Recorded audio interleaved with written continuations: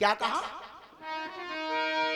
अरे होई विध्वंस यज्ञ सब त्यारी, गुरुदेव यज्ञ सब त्यारी और अंग भंग है जाई लली को बिना बुलाए आई थी क्यों? अरे होई विध्वंस यज्ञ सब त्यारी, यज्ञ सब त्यारी, अंग भंग है जाई लली क्यों? बिना बुलाए आई थी क्यों? तुम्हारा यज्ञ विध्वंस होगा और तुम्हारा अंग भंग होगा। ये श्राप लगा दिया सती ने। और इतना श्राप देने के बाद कर्म क्या करती थी? अरे योग की अग्नि जली भीतर थी, जली भीतर थी और तीनों बदन जलाई लली को बिना बुलाए आई थी क्यों? अरे योग की अग्नि जली भीतर से तीनों बदन जलाई लली क्यों? बिना बुलाए आई थी क्यों? बिना बुलाए आई। ध्यान रखना, अपने शरीर को भस्म कर दिया सती ने। और जिस समय वे दोनों गण लौट के पहुंचे, भोलेनाथ ने की सती कहां है? सती कहां है? महाराज तुम्हारा अपमान स्वीकार नहीं किया, सती ने अपने शरीर में आग लगा दी। अच्छा, इतनी बात तुम्हारे ही कुनवा में है रही है। पीछे देखियो काउलंग है रही है, पीछे भाई कुनवा में देखो काउलंग एक शब्द आ रहा हुए। देखो बहुत अमूल्य चीज है दुनिया में समय, और समय निकाल के घटते तारों देखें, काम काज छोड़ के यहां तक आई हूं और 3 घंटे यूं जई पूछत रहे कि जीजी धोबती के रुपए लाई है, तो फिर क्या मतलब? बैठो बेटा, बात मत करो। 50 बार बताइए, कथा में बात नहीं करते। जो सुनने वाले हैं बेऊ परेशान और कई वाले बेऊ परेशान। श्रोता बंधु, जब वे दोनों गण लौट के पहुंचे तब कही के कछु कही गई? हाँ महाराज, कही गई। ये कह दिया महाराज दक्ष से कि तुम्हारा यज्ञ विध्वंस होगा, तुम्हारा अंग भंग होगा। आज पत्नी के दुख में भोलेनाथ के भी आंसू निकले आए, आंसू निकले आए। किनके? जो माया से परे थे, माया से परे थे। अब सुनो, जिन जिन की शादी हो गई है वो अपने अपने कर्म कितने निभा रहे हो।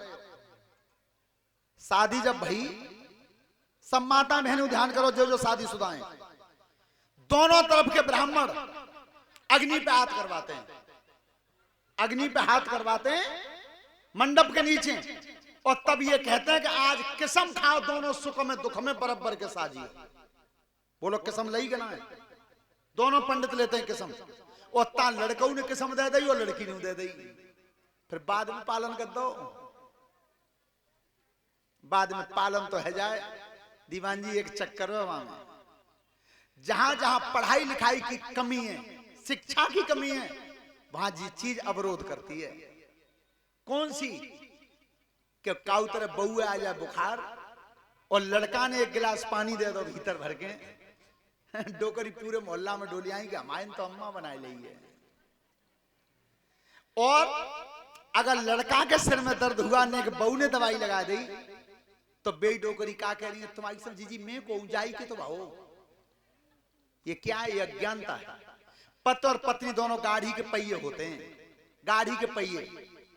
और जाको देखो, सुनो, हम तुम तो मांस के लोहे का बनाए ट्रैक्टर, जो जो ट्रैक्टर चलाते हैं वे ध्यान से सुने, गियर बक्सा में थे, दोनों पहियों में गरारी बराबर हैं और बराबर चलती हैं। और एक पहिया अगर कीच में फंस के रुक जाता है तो बाऊ के बदले के चक्कर दूसरा पहिया लगाना शुरू कर देता है, तेज हो जाता है वो। क्यों? वो ये समझ रहा है कि मेरा जोड़ीदार अब संकट में है। तो वो लोहे की चीज तो संकट को फर्ज निभा रही है, तुम मांस के ना निभा रहे हैं। हमेशा ध्यान रखो, अग्नि पर किस्म दे करके आते हैं हम और आप। तो आज भोलेनाथ ने कही कि अगर ये कह गई अंग भंग होगा और यज्ञ विध्वंस होगा, तो भोलेनाथ आसन मार के बैठे और करते क्या क्या? अरे जब बैठी कहे त्रिपुरारी,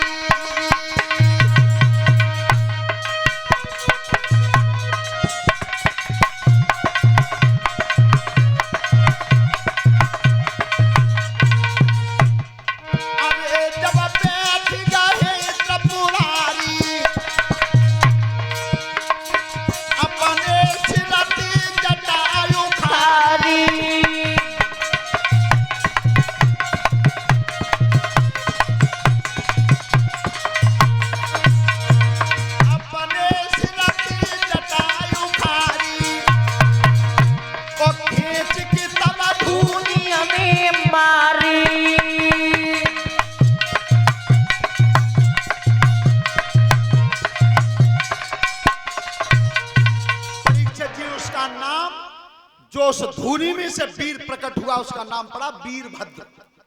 वीरभद्र और भयंकर भेष था। और भोलेनाथ जी की प्रभु आदेश करो। आदेश यह है कि दक्ष का यज्ञ विध्वंस कर देना और शीश काट के पृथ्वी पर गिरा देना। वीरभद्र महान क्रोध में गया। वीरभद्र जब महान क्रोध में गया तो यज्ञ विध्वंस कर दिया। चौकी, नारियल, गोला इतने उतर सब फेंक दे, हवन कुंड में पानी कर दिया। यज्ञ विध्वंस किया। राजा दक्ष बैठे थे ऊंचे आसन पर, तो शीश काट के पृथ्वी पर गिरा दिया। सब देवता बोले भैया जिकाव हो, यज्ञ तो अधूरी रह गई। और यज्ञ पूरी होए कब? यज्ञ तो पूरी तभी तो होए तब राजा दक्ष सामग्री चढ़ावे। और दक्ष कहते द्वै ठोर। सब देवता एकमिल होकर के आज शिव जी के सामने पहुंचे। प्रभु अब दक्ष महाराज की यज्ञ पूरी कैसे हो? जा यज्ञ पूरी करवाओ। भोलेनाथ ने की अब आए गए तुम। बाद ना बैठ के पई पई सवारी में जा रहे तादना काऊ ने जेऊ कही कि भैया इन्हों की ससुराल नहीं चलो।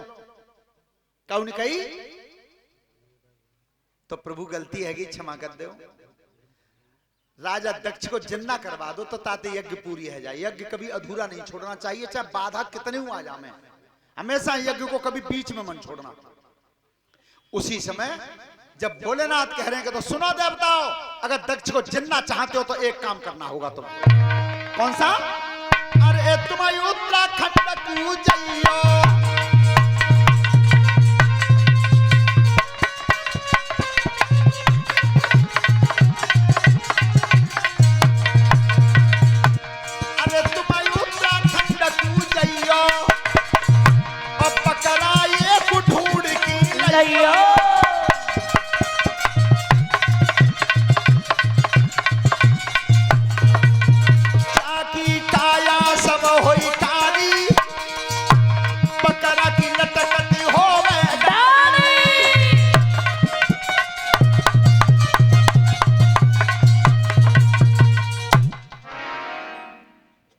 ध्यान से सुने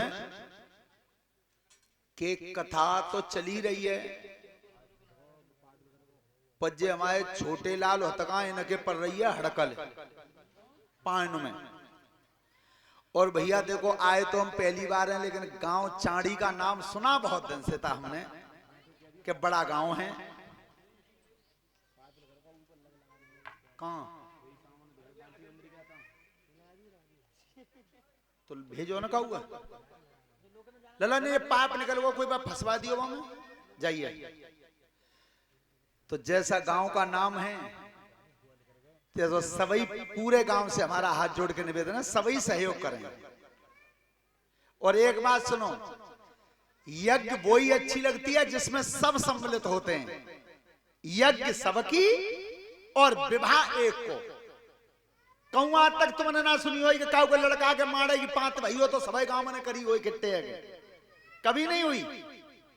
हाँ अच्छा पैसा और त्याग को वजह यहां तक है ना, और हमाओ को वजह वहां तक ना है।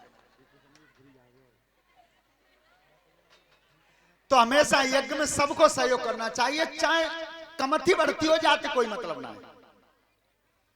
तो हमारे सभी समाज से कहना है कथऊ सुनते रहो। निके जे हमारे दो बालक जे पे कुर्सी मेजन पे अलग बैठे रहते हैं, निके नऊ के मां ध्यान राखो।